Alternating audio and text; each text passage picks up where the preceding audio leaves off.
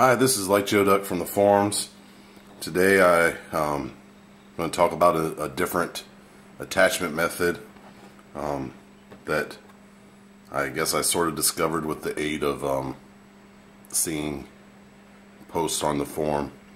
There's a member card called Art that has a forum about the dog bone pouch. And it's basically a holeless to attach the bands to a pouch without holes, and it seems to work really well.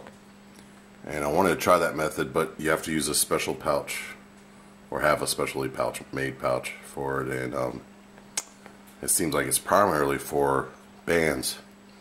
But there's another thread about the same thing, and there's a tech shooter showed a method that he did way back in the day on attaching tubes to the pouch, and it's basically how a dog bone pouch is. And oops,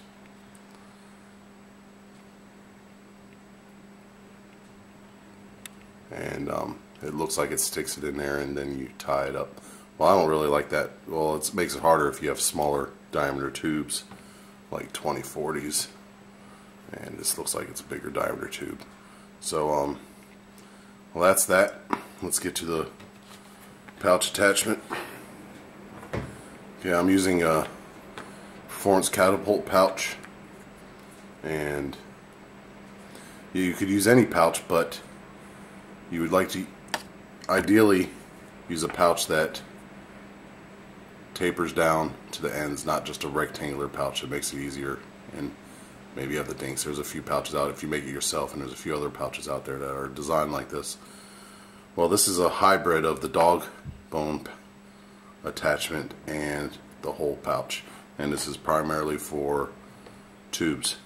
So what you first need to have is a pouch, your set of tubes, and a means to attach the tube to the pouch, which you could use string, which most people do, or thin strips of rubber. I'm using small zip ties. I mostly use that, but sometimes it can be uncomfortable depending on how you shoot and what you're shooting. But it's a quick way, especially when I'm doing my tests. So the object first, this one's already pre-made, is you do a granny knot, or like a half knot, I guess, and on one end. And you have to make this really tight, and if you do that, it will never slip out. Let's see if I get the lengths right. So once you get it tight, it will never slip out. Cut the little bit of excess, but not too much. Just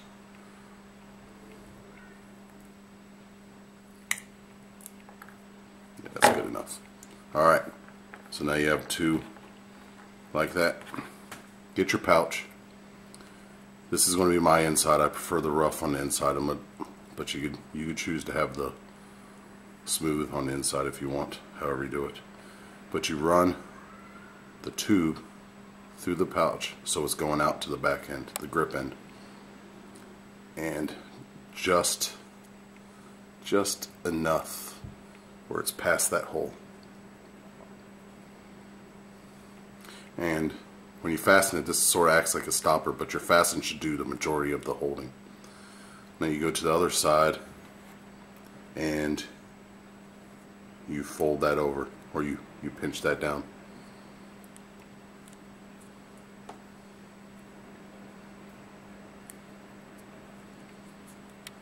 Okay, then you attach it. Now I want to put my zip tie on here. Now the goal is you even have the whole end, but your attachment should go around the pouch itself, so it's actually binding the tube and the pouch together. This protects the tube and prolongs the life of your pouch.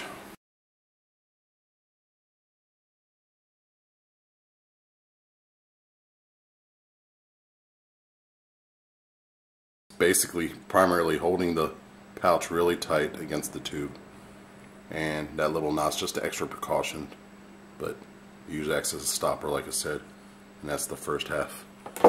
Again, if you're using the zip ties, really tiny zip ties, cut it down not all the way, but it's a little bit. Then you do the other side.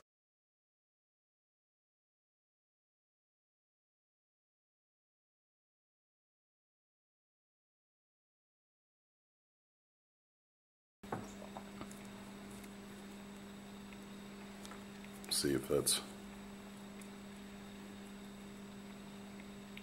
adjust it later, but that's it. And it holds tight. Let me cut this. Alright, there you have it.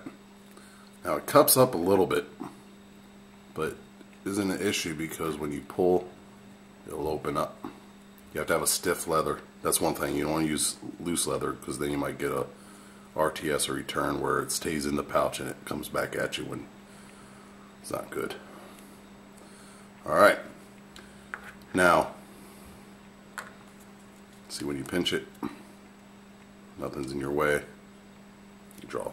Now I want to show you what you also do with singles if you're using single tubes and you have paracord as a tab. You could also do the same granny knot on this one, on this end, but you have to have it really tight because if you have it tight, it will not come off. Always wear safety goggles and always check your tubes between each shot just in case there's any tears or anything. It's not for the timid, but really there's nothing to worry about if you do it right.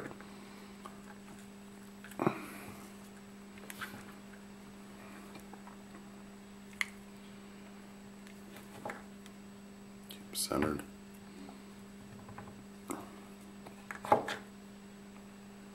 Okay.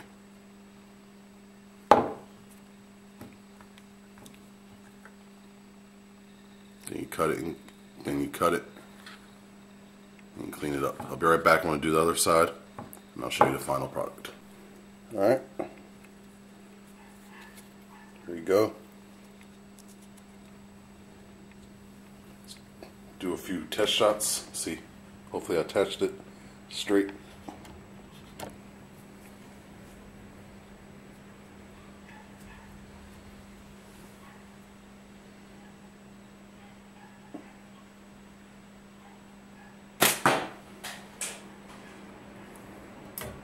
That went a little high. Let's see if I do it. I want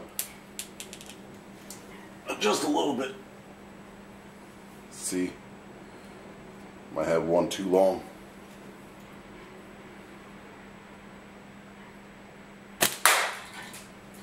Alright.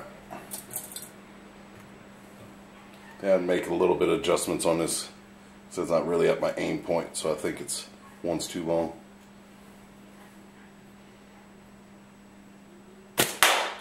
Yeah, you got one a little bit too long. Anyway, there it is. Oh, there's ABG's flash. Well, he had it on his. I'm just copying him. Anyway, peace. Thanks for watching, and I hope it helped you out. Talk to you later. Peace.